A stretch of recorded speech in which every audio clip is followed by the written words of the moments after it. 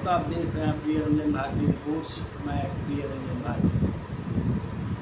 देश में पाकिस्तानी और आतंकवादी कनेक्शंस की खबरें बीच में बस पड़ गई थी, लेकिन फिर से आतंकवादियों को शाह मिल गई है और भारत में अपने नेटवर्क को फैलाने में कामयाब हो रहे हैं। और उसके तार देश के हिंदी भाषी राज्यों में, खास करके उत्तर प्रदेश, मध्य प्रदेश और बिहार में बहुतेरे मिल रहे हैं। ऐसा ही एक मामला पकड़ में आया है और उस आतंकवादी नेटवर्क जो खुलासा किया गया है उसके तार मधुबनी में पाए गए, जहाँ एक मधुबनी के एक मदरसे के टीचर को गिरफ्तार किया गया है। वो उसके लश्कर-ए-तैयबा से जुड़े होने के आरोप लगे हैं। स्लीपर सेल तैयार करके युवाओं को इनपुट देता था और आतंकवाद की राह पर चलने के लिए मजबूर करता था। मधुबनी में पाकिस्तानी संगठन लश्कर-ए-तैयबा, ये संगठन बड़ा कुख्यात है। लश्कर-ए-तैयबा के जुड़े होने के आरोप में मदरसा टीचर की गिरफ्तारी हुई है। उसका नाम है इजहार उल हक। वो पंडौल थाना क्षेत्र का रहने वाला है। 60 साल के करीब उसकी उम्र है। इजहार उल हक पर भारत में स्लीपर सेल तैयार करने और उसके लिए फंडिंग की व्यवस्था करने के आरोप लगाए गए हैं। ये बात हमारी तरफ से होती है, लेकिन आरोप उस पर लगे हैं और उसके कनेक्शंस के सबूत मिले हैं। सोमवार दोपहर करीब 1 बजे दिल्ली से एनआईए की टीम, पटना भोपाल से एटीएस की टीम मधुबनी पहुंची और मधुबनी पुलिस की संयुक्त कार्रवाई में आरोपी को फवाड़ा गांव की मस्जिद से गिरफ्तार किया गया। शुरुआती जांच में इजहार उल हक की विदेश से फंडिंग की जानकारी मिली है। एजेंसियां उससे पूछताछ कर रही है और पूरे नेटवर्क की पड़ताल में जुटी हुई है। इस आतंकी कनेक्शन में अब तक ये चौथी गिरफ्तारी हुई है। जी हाँ, मैंने पहले ही आपसे ये बात कही कि भारत के भीतर आतंकी सेल, खासकर लश्कर-ए-तैयबा के आतंकवादी स्लीपर सेल बनाने की तैयारियां पुरजोर चल रही थी और जो खुफिया इनपुट थी उसके आधार पर गिरफ्तारियां की जा रही है। अब आप जरा इसको सिलसिलेवार ढंग से जानिए कि कैसे इस गिरफ्तारी के पीछे कहां से इसके कनेक्शन हैं। ये चौथी गिरफ्तारी आखिर कैसे है? इससे पहले एजेंसियों ने भोपाल से फराज उर्फ खालिद सैफुल्लाह को गिरफ्तार किया था। फराज की निशानदेही पर उसके साथी नईम अब्दुल्ला को देवबंद से शनिवार को गिरफ्तार किया गया। आतंकी साजिश से जुड़े मामले में तीसरे आरोपी शाकिर मेव को गिरफ्तार किया है। उसे राजस्थान के अलवर जिले के टप्पूकरा थाना क्षेत्र से पकड़ा गया। शाकिर मेव सेकंड हेड कमांडर की भूमिका में था और साजिश में अहम भूमिका निभाता था। आरोपी को न्यायालय में पेश कर 20 जून तक रिमांड पर लिया गया है। मधुबनी एसपी योगेंद्र कुमार ने बताया कि गिरफ्तार आरोपी मदरसा में शिक्षक है। वह मधुबनी से किराए के मकान में रहता है और टीचर से जानकारी पुख्ता जो मिली है उसकी पूछताछ की जा रही है। एजेंसियां फिलहाल मामले के सभी पहलुओं की पड़ताल में लगी है।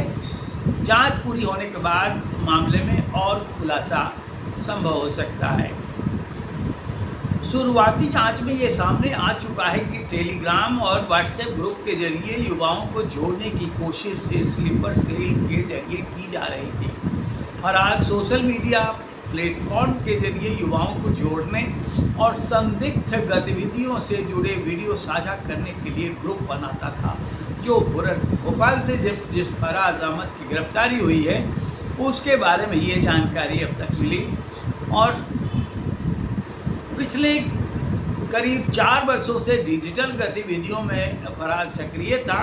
अब एटीएस डिजिटल गतिविधियों, विदेशी फंडिंग और पूरे नेटवर्क की कड़ियाँ खंगाल रही है। फराज का साथी नईम देवबंद से पकड़ा गया। फराज की निशानदेही पर उसके साथ नईम अब्दुल्ला को देवबंद से शनिवार को गिरफ्तार किया गया था। देवबंद से गिरफ्तारी को जांच में अहम कड़ी माना जा रहा है, क्योंकि इससे नेटवर्क के कनेक्शन और लिंक की दिशा स्पष्ट हो रही है। दोनों को अदालत में पेश करने के बाद रिमांड पर लिया गया। अब आप देखिए, गुरुवार तड़के करीब 3:30 बजे काजी कैंप स्थित घर से एटीएस की टीम ने दबिश दी थी और फराज को गिरफ्तार किया था भोपाल में। कार्रवाई पूरी तरह गोपनीय रखी गई थी। करीब 12 अधिकारियों और कर्मचारियों की टीम में 3 महिला पुलिसकर्मी भी शामिल थे और टीम ने पहले घर को चारों तरफ से घेर लिया था, फिर छत के रास्ते अंदर घुसकर फराज को हिरासत में लिया था। वो डॉक्टर की क्लिनिक पर काम करता था। आम तौर पे ऐसे जो स्लीपर सेल चलाने वाले आतंकवादी पक्के मजे होते हैं, वो बाहर की दुनिया में कोई और काम करते नजर आते हैं। जांच एजेंसियों को जो जानकारी मिली थी उसके अनुसार विराज मोहल्ले में एक डॉक्टर के क्लिनिक पर काम करता था। कंपाउंडर की भूमिका पे वो काम करता रहा है। शुरुआती जांच में सामने आया कि उसने देवबंद में रहकर धार्मिक शिक्षा मिली थी। इस दौरान उसकी मुलाकात सहारनपुर निवासी नईम अब्दुल्ला से हुई थी। नईम के जरिए फराज का संपर्क कथित रूप से विदेशी हैंडलर से हुआ। जांच एजेंसी को आशंका है कि दोनों को माध्यम से एक नेटवर्क पूरे हिंदुस्तान में, भारतवर्ष में तैयार करने की कोशिश की जा रही थी। अब एजेंसियाँ इस बात का पता लगा रही है कि नेटवर्क में प्रदेश में कितने लोग जुड़े थे। सोशल मीडिया अकाउंट की जांच की जा रही है और उसके मोबाइल की जांच की जा रही है। जांच की प्रक्रिया अभी लंबी चलेगी।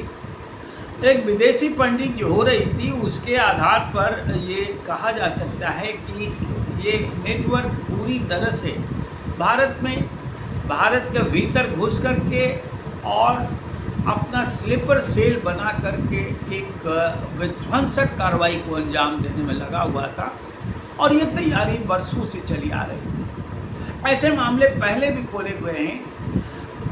क्या राजस्थान, क्या मध्य प्रदेश, क्या उत्तर प्रदेश और बिहार, सबसे ज़्यादा बिहार में इस तरह की शिकायतें पहले आती रही हैं। कई गिरफ्तारियां हुई हैं। मधुबनी, दरभंगा और ख़ास करके उधर सीमावर्ती इलाके हमेशा इन पाकिस्तानी आतंकवादियों और जो भारत की विदेशी ताकतें हैं, भारत को तहस नहस करने का साजिश करने के लिए भी कुख्यात हैं, वो हमेशा से भारत में इसी तरह के आतंकवादी इनपुट को तैयार करती हैं। महाराष्ट्र, बिहार होकर कई आतंकवादियों की खेप देश में विध्वंसक कार्रवाई के लिए आती रही और इसके प्रमाण बाज़ाब्ता जांच एजेंसियों के पास और एनआईए के पास मिलती रही है। अब सवाल ये पैदा होता है कि इतनी चाक चौबंद सुरक्षा व्यवस्था में भी घुसपैठ करते हुए इस तरह का आतंकवाद अगर पसर रहा है बिहार के रास्ते पूरे देश और ख़ासकर उत्तर भारत के राज्यों में, तो ये चिंता की बात है। इस पर पूरी नज़र सरकार को रखनी होगी और ख़ास करके भारत सरकार को, जब पाकिस्तान विश्वविख्यात खतरे के रूप में सामने है तो उसे हल्के में नहीं लेना चाहिए। जब से ऑपरेशन सिंदूर की कसक खाए उसको लगी है, चोट लगी है, तब से अब पाकिस्तान और ज़्यादा तिलमिलाया हुआ है। वो घात लेने की तैयारी में है, मौका तलाश रहा है। इसलिए सावधानी कहीं और बरतने की ज़रूरत है। गृह मंत्री और प्रधानमंत्री को इस पर खास तौर से नज़र रखनी होगी। आज के अंक बस इतना ही। हम आपसे निवेदन करेंगे कि इस वीडियो पर अपनी प्रतिक्रिया कमेंट बॉक्स में ज़रूर दीजिए, और हमारे चैनल को सब्सक्राइब नहीं किया है तो सब्सक्राइब कीजिए, लाइक कीजिए, शेयर कीजिए। फिर मिलते हैं। नमस्कार।